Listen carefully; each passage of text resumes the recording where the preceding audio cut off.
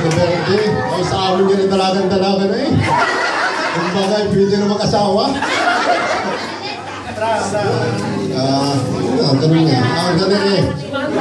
Ang sasabi ko lang nga sa aking asawa, ay mahal na mahal kong anding.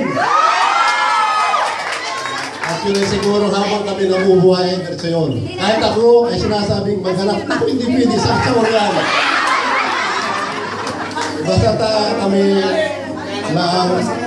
kami ay masaya pamilya at kasama ko yung mga kapamilya ko rin dito sa AFCC ay maligaya na kami. Kaya salamat sa lahat ng nagpapakain at sa mga tumulong at sa mga pinsan ng Sinalo at salamat sa lahat. Again.